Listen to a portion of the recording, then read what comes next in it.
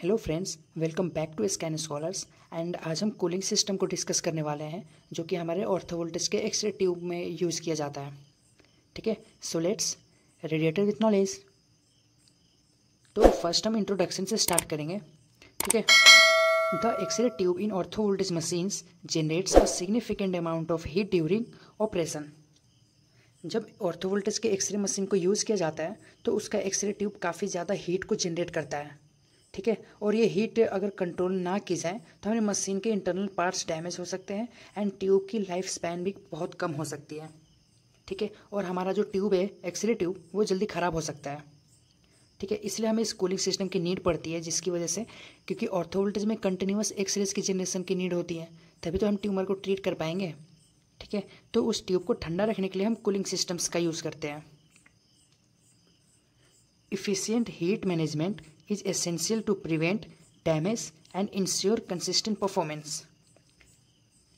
तो इसलिए एक प्रॉपर कूलिंग सिस्टम लगाया जाता है जो ट्यूब के टेम्परेचर को सेफ लेवल पर मेंटेन करके रखता है, मतलब कि जहाँ से मशीन ज़्यादा डैमेज भी नहीं होगी एंड उसकी लाइफ लॉन्ग कैपेसिटी भी इंक्रीज हो जाएगी, जिससे कि मशीन बार बार यूज होने के बावजूद स्मूथ और सेफ वर्क करती रहे। इसलिए हम इस कूलिंग सिस्टम का यूज़ करते हैं एंड उससे क्या होता है, कूलिंग सिस्टम से हमारी जो ट्यूब की परफॉर्मेंस है वो परफॉर्मेंस भी हमारी बढ़ जाती है। ठीक है, तो इसलिए हम एक डेडिकेटेड कूलिंग सिस्टम को यूज़ करते हैं। A dedicated cooling system helps maintain the tube with in safe operating temperature limits. अगर हमारा कूलिंग सिस्टम नहीं होता है, अगर हम ऑर्थोवोल्टेज में कूलिंग सिस्टम का यूज़ नहीं कर रहे हैं, तो जो हमारा ट्यूब है वो ओवर हीट हो सकता है एंड वर्क के टाइम, मतलब कि काम करते टाइम, वो हमारा ट्यूब फेल भी हो सकता है। तो इसलिए हम एक डेडिकेटेड कूलिंग सिस्टम का यूज़ करते हैं, जिससे कि क्या होता है, वो हमारे टेम्परेचर को मेंटेन करके रखता है और हमारी ट्यूब ज़्यादा हीट भी नहीं होती है, क्योंकि ये हमारा कूलिंग सिस्टम उस हीट को डिसिपेट कर देता है एंड उसके हीट को एब्जॉर्ब भी कर लेता है, जिससे हमारी एक्सरे ट्यूब जो है वो ठंडी रहती है। Without proper cooling, the tube could overheat, leading to reduced lifespan और sudden failure। ठीक है, अगर हम प्रॉपर कूलिंग सिस्टम का यूज़ नहीं करेंगे तो हमारी ट्यूब बहुत ज़्यादा हीट हो जाएगी, क्योंकि वहाँ पे हमें पता है कि जो एक्सरे ट्यूब होती है उसमें 99% हीट का जनरेशन होता है। तो उस हीट के जनरेशन को हमें बहुत जल्दी उसको कूल करना पड़ेगा, नहीं तो हमारी ट्यूब बहुत जल्द फेल हो सकती है या फिर वर्क करना बंद कर देगी। ठीक है, और हमारे ऑर्थोवोल्टेज में तो हम कैंसर के ट्रीटमेंट कर रहे हैं, तो वहाँ पे क्या होता है, वहाँ पे कंटिन्यूस रेडिएशन का प्रोडक्शन हमें कंटिन्यूसली चाहिए। ठीक है, इसलिए हम कूलिंग सिस्टम का यूज़ करते हैं, जिससे कि हमारे जो एक्सरे की ट्यूब है वो ठंडी रहे और हमारा काम भी रुके ना, चलता रहे। ठीक है, different cooling methods are used depending on the machine design and workload, most commonly oil cooling. तो जो सबसे कॉमन मेथड जो ऑर्थोवोल्टेज यूनिट्स में होता है वो हमारा ऑयल कूलिंग सिस्टम होता है, जो हीट को एब्जॉर्ब करता है और मशीन को कूल करके रखता है। ठीक है, जब भी हमारे मशीन पर वर्कलोड बढ़ता है तो ये ऑयल कूलिंग ही एक ऐसा मेथड होता है जो हमारे एक्सरे ट्यूब को ऑर्थोवोल्टेज के कूल करके रखता है। अब इसके पर्पस ऑफ कूलिंग सिस्टम को डिस्कस करते हैं कि हमारा कूलिंग सिस्टम यूज करने का मेन रोल क्या होता है, हम इसको एक्चुअली यूज क्यों कर रहे हैं। ठीक है, तो कुछ पॉइंट्स हैं, इनको हम कवर करते हैं। To dissipate excess heat generated during X-ray production and prevent overheating. तो सबसे पहले इस कूलिंग सिस्टम का काम होता है कि जो भी एक्स्ट्रा हीट जनरेट होती है एक्सरे बनाते वक्त उसको हटाना। ठीक है, अगर ये हीट एक्यूमुलेट हो जाए तो हमारा ट्यूब ओवरहीट हो जाता है। ठीक है, to protect the x ray tube components from thermal damage and prolong their life span. तो सेकेंड ये है कि इसके सिस्टम में हेल्प करता है कि एक्सरे ट्यूब के डेलिकेट कंपोनेंट्स को थर्मल डैमेज से बचाने में। ठीक है, जिससे उनका लाइफ स्पैन ज़्यादा लंबे तक टिका रहता है और ट्यूब जल्दी ख़राब भी नहीं होती है। To maintain stable performance of the machine during repeated और लॉन्ग एक्सपोजर्स। थर्ड, जब मशीन रिपीटेडली यूज़ होती है तो ये लॉन्ग एक्सपोजर्स दिए जाते हैं, तो कूलिंग सिस्टम इंश्योर करता है कि मशीन की परफॉर्मेंस स्टेबल बनी रहे। ठीक है, क्योंकि वहाँ पे कंटिन्यूसली एक्सरे का प्रोडक्शन कंटिन्यूसली एक फ्रीक्वेंटली चलते जा रहा है, तो उस हीट उतनी ज़्यादा हीट को डिसिपेट करने के लिए हमारे जो कूलिंग में ऑयल वगैरह होते हैं वो क्या करते हैं, वो मूव कर रहे होते हैं एंड जितने भी हीट का जनरेशन होता है वो सबको एब्जॉर्ब कर लेते हैं और ट्यूब हमारी ठंडी रहती है। Sure patient and operator safety bye avoiding sudden tube failure और फायर हजार्ड्स। फोर्थ है, ये सेफ्टी के लिए भी बहुत ज़रूरी है, क्योंकि ओवर हीटिंग से कभी कभी ट्यूब फेल हो सकता है और ये फायर हजार्ड तक भी हो सकता है। तो पेशेंट और ऑपरेटर दोनों की सेफ्टी इंश्योर की जाती है। ठीक है, तो हम इसलिए हम इस कूलिंग सिस्टम को भी यूज़ किया जाता है। ठीक है, to allow consistent and reliable treatment without interruptions due to overheating. And finally अगर कूलिंग सिस्टम सही काम करे तो ट्रीटमेंट स्मूथली चलता है, बिना किसी रुकावट के, बिना किसी ऑब्स्ट्रक्शंस के। चाहे कितना भी वर्कलोड हो, हमारी मशीन एकदम एक सीक्वेंस में काम करती जाएगी। ठीक है, ट्यूमर को ट्रीट करती जाएगी, रेडिएशन का प्रोटेक्शन करती जाएगी।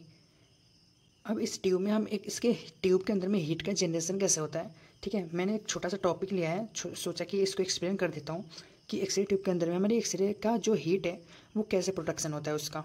ठीक है, X-rays are produced when high speed electrons strike the target inside the tube.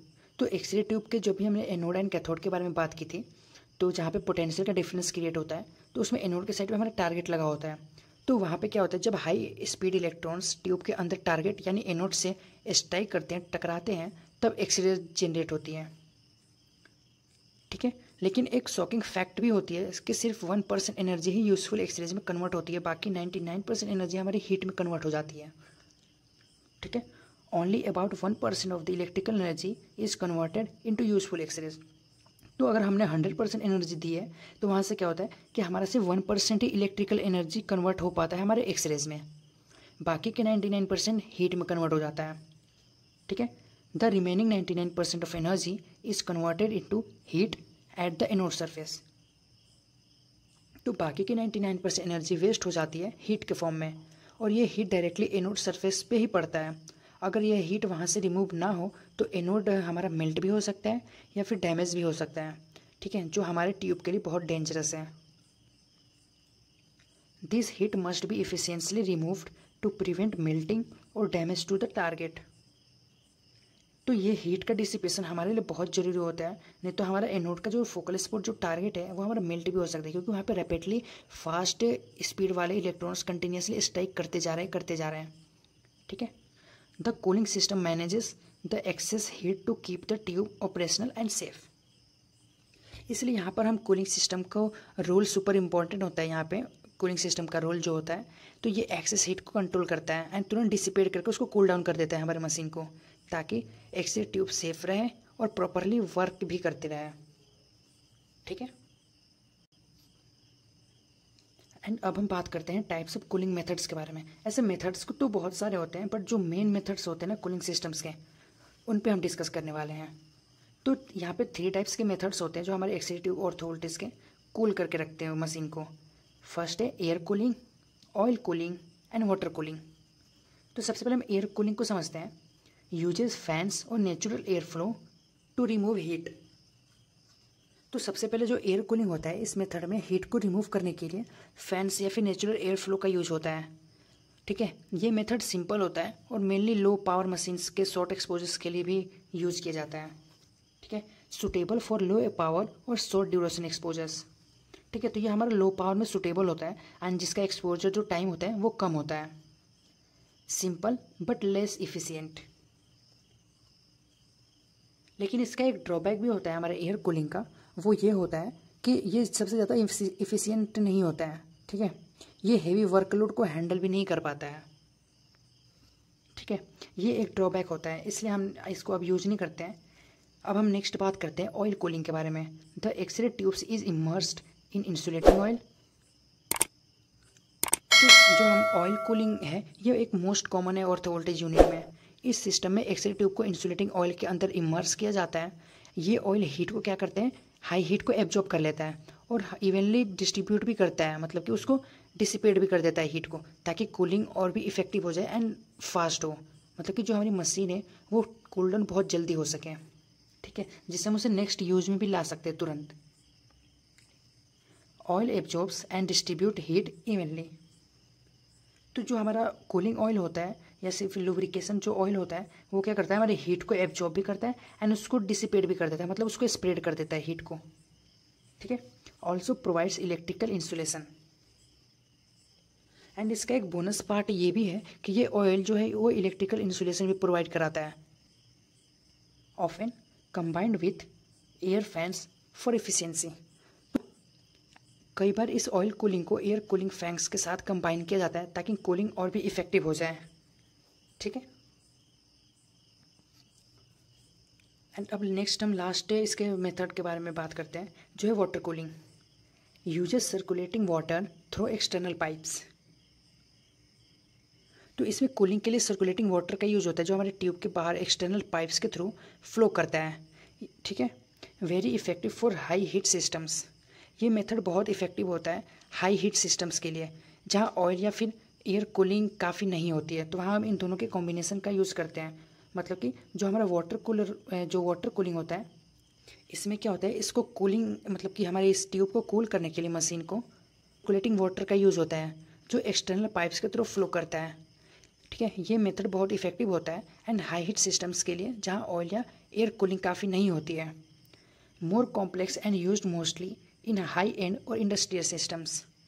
लेकिन इस सिस्टम का डिज़ाइन थोड़ा सा कम्प्लेक्स होता है और ज़्यादातर इंडस्ट्रियल या हाई एंड जो भी हमारे मशीन्स होता है उनमें यूज़ किया जाता है। ठीक है। तो एक्सटर्नल जो पाइप से जो भी हमारा वाटर का सर्कुलेशन होता है, उसके थ्रू हमारी मशीन क्या होती है, ठंडी रहती है, कूल रहती है, जिससे हम उसके वर्कलोड कितना भी पड़े उससे हमें कोई फ़र्क नहीं पड़ता, हमारी मशीन स्मूथली चलती रहेगी। ठीक है। अब इसके कुछ थर्मल सेफ्टी फीचर्स के बारे में डिस्कस कर लेते हैं थोड़ा। ठीक है। Trigger alerts if temperature in crosses safe limits.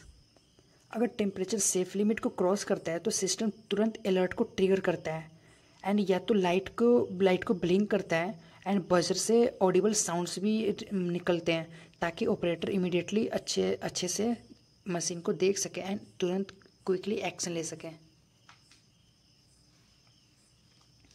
Machine automatically stops exposure if over heating is detected.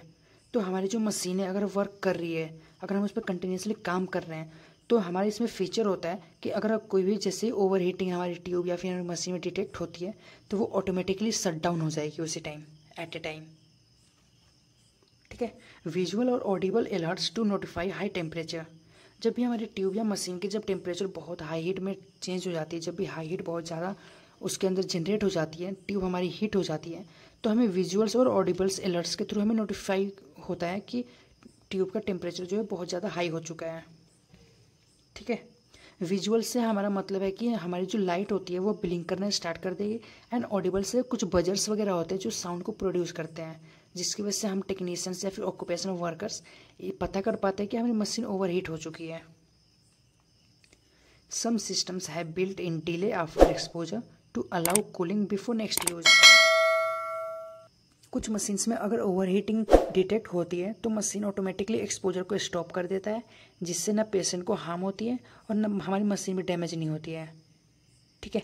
And इसमें एक स्मार्ट फीचर ये भी होता है कि एक्सपोजर के बाद मशीन थोड़ा डिले लेती है, मतलब थोड़ा टाइम लेती है, ताकि हमारी जो मशीन जो हीट हो चुकी है वो प्रॉपरली कूल हो जाए। ठीक है। एंड फिर हम नेक्स्ट एक्सपोजर अलाउ करते हैं। ठीक है। तो आज हमने बात किया ऑर्थोवोल्टेज के ट्यूब के कूलिंग सिस्टम्स के बारे में। ठीक है। एंड इसके अब हम सीक्वेंस लेके आएंगे, जो भी हमारा रेडियोथेरेपी का जो कंटेंट ट्री था उसके अकॉर्डिंग हम इसी सीक्वेंस को आगे बढ़ाते जाएंगे। सो एंड इस चैनल पे हमें बहुत सारी वीडियोस अपलोड होंगी। सो मिलते हैं अब इसके नेक्स्ट वीडियो में, तब तक के लिए stay curious and stay smart.